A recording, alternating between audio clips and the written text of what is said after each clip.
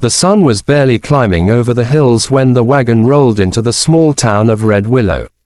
Dust rose like a curtain behind it, soft and golden in the morning light.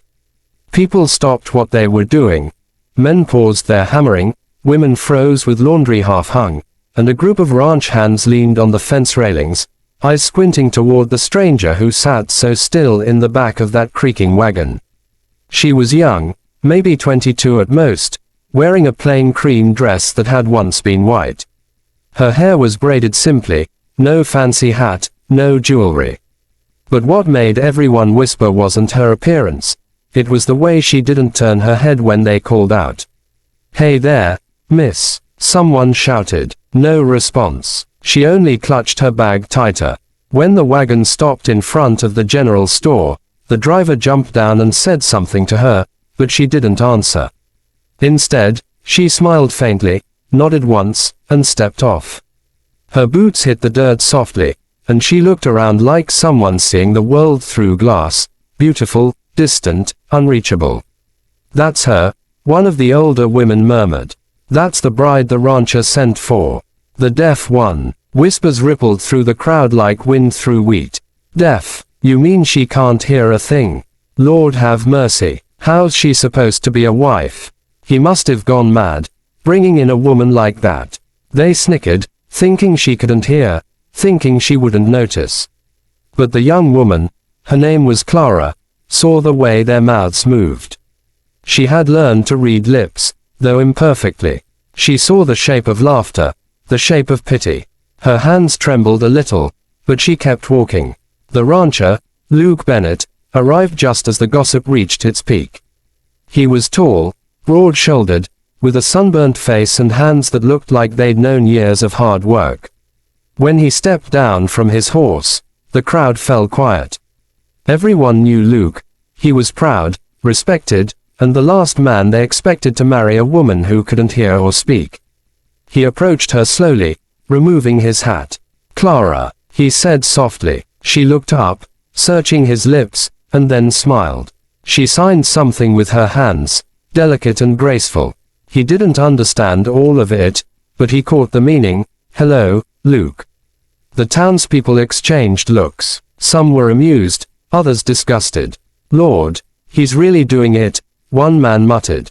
"Marrying her." Luke reached out, taking her hand. It was trembling, but her grip was firm. "You'll be safe here," he said. "I promise." She nodded. They left together on horseback, heading toward Bennett Ranch, miles beyond the town. As they rode, Clara closed her eyes and felt the wind brush her face. She couldn't hear the hooves striking the earth or the birds above, but she could feel the rhythm through her body, the pulse of life that spoke to her in ways sound never could. When they reached the ranch, she was overwhelmed. The house was large but lonely. A few ranch hands were waiting outside, curious. They tipped their hats awkwardly as Luke helped her down. She thanked them with a smile, but they only looked away, hiding smirks. That night, Clara unpacked her few belongings, a locket, a worn Bible, and a letter from the orphanage she'd left behind.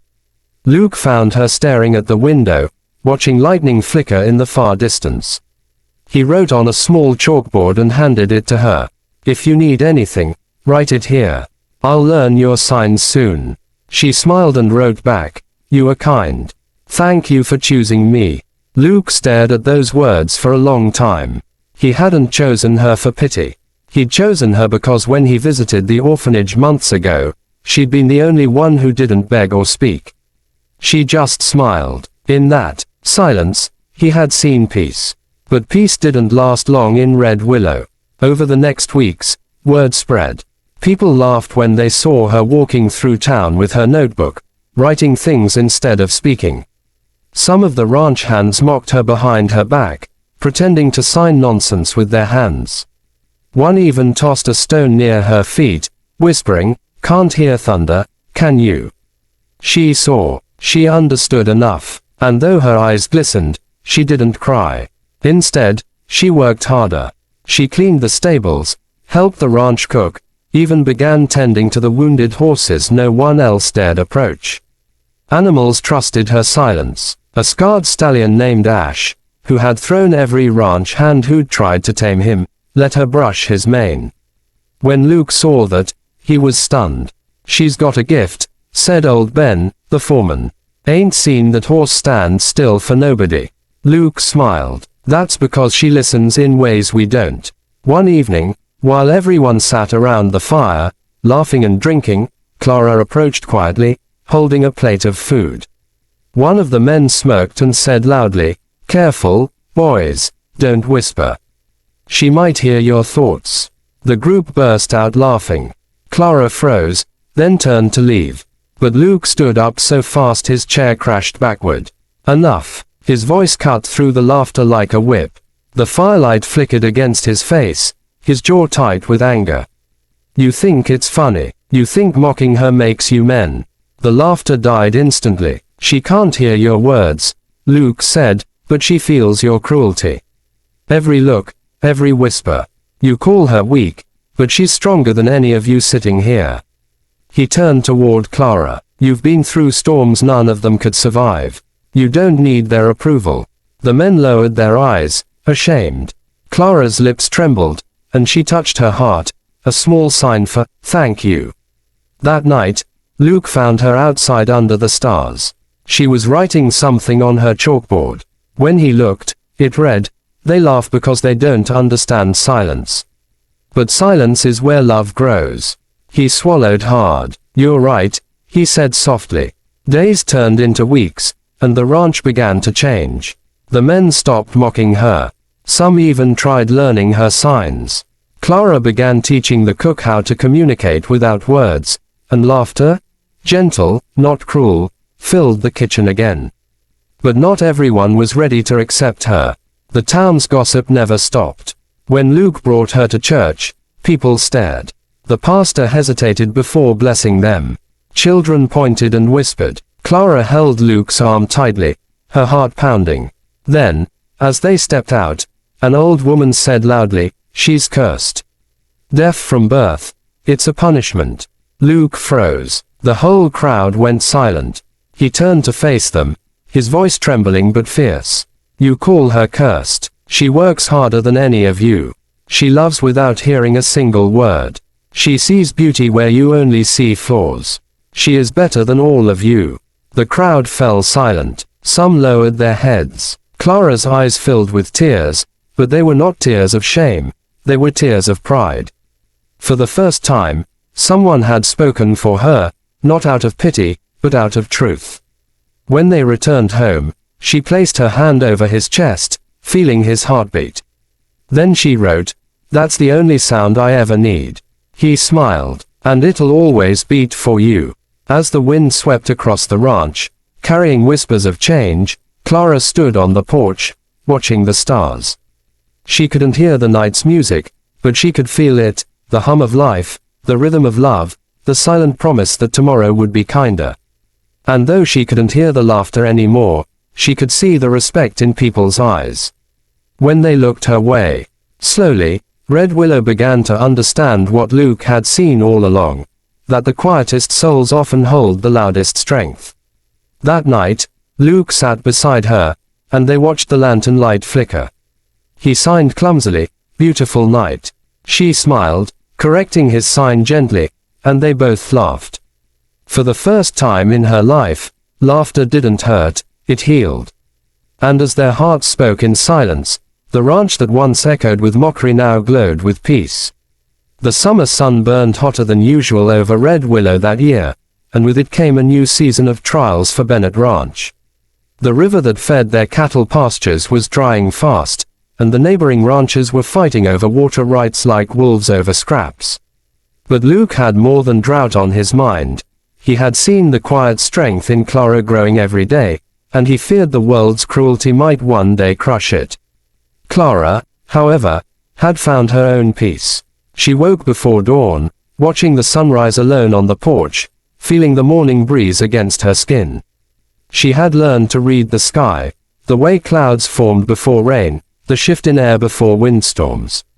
Where others relied on sound, she listened with her soul. The ranch hands who once mocked her now looked to her for guidance. When a foal went missing one night, It was Clara who found it shivering near the creek, its leg trapped in roots. She calmed it, freed it, and brought it back, without a word. "She's got more sense than all of us put together," Ben, the foreman, said one evening. "And she don't even need to talk to prove it." But not everyone had changed. Thomas Reed, the owner of the largest neighboring ranch, had always hated Luke. Jealousy burned in him like fire, and seeing Luke's ranch thrive under the hands of a deaf woman only deepened his spite. "Ain't right," he spat one day at the saloon. "A deaf woman running cattle. Next thing you know, she'll be sheriff." The men laughed, their ignorance echoing against the wooden walls. It was a storm that tested everything. Late in August, dark clouds rolled in like bruises across the horizon. The air turned heavy, thick with dust. Luke was out in the southern fields with the men when Ben rode in hard, yelling, "Floodwaters comin' fast from the north ridge." They all turned to see a wall of muddy water thundering down the dry creek bed. Clara. Luke's heart seized. She had gone to the barn to tend the animals earlier. He jumped on his horse and rode like a man possessed. Rain lashed his face, wind howled, lightning split the sky. He reached the ranch just as the first wave hit. Water poured through the lower pastures, carrying fences, tools, even small sheds with it. He saw her, a pale figure struggling through the rising flood, holding a small colt against her chest.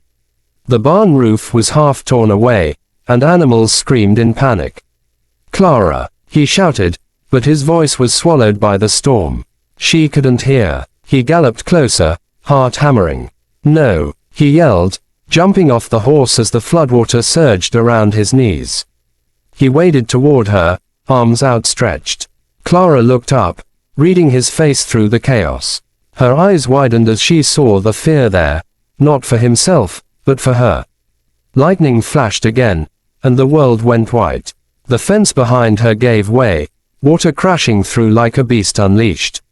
She lost her footing, the colt slipping from her arms. Luke dove forward, grabbing her hand. The current was strong, dragging them both down. He anchored himself on a fence post, pulling her close. "Hold on," he yelled, though he knew she couldn't hear. But she didn't need to. She saw the determination in his eyes, the promise he'd made long ago, "You'll be safe here. I promise." They fought the flood together, inch by inch, until they reached higher ground. The storm finally began to ease, the rain softening into a steady drizzle. Exhausted, trembling, they collapsed beneath the broken barn awning. Luke turned to her, drenched and shaking. "You could have died," he said, his voice breaking. She smiled weakly and signed, "So could you." Then she pointed to the rescued colt, trembling beside them, and signed, "Worth it." Luke laughed through his tears. "You're impossible," he said. She reached up and brushed her fingers along his jaw, tracing his lips as he spoke, feeling the shape of his laughter. Then she rested her head against his chest, feeling that heartbeat again, the only sound she truly knew. When morning came, the town rode out to help. They found the ranch battered but still standing, the livestock safe, and Clara leading a line of frightened horses to the dry ridge, calming them with nothing more than her touch. Even Thomas Reed rode up, staring in disbelief. "Heard you almost lost everything," he said. "You ought to thank God you had help." Luke dismounted, his face stern. "I did have help," he said. "And it wasn't luck or prayer that saved this ranch. It was her." He pointed to Clara. "While you were drinking and laughing, she was out here saving lives." Thomas scoffed. "She can't even hear." Luke stepped forward, voice steady but sharp. "No, she can't. But maybe that's why she listens better than all of you. You hear noise. I hear truth in her silence." The crowd murmured, uneasy. Clara stood quietly, hands clasped in front of her. Then, unexpectedly, she stepped forward and took a piece of chalk from her apron. On a board by the barn door, she wrote, "Silence does not mean weakness. It means I choose peace over noise. I choose kindness over words. And I choose love over fear." When she turned, her eyes were steady, calm, fearless. The people who once mocked her lowered their heads.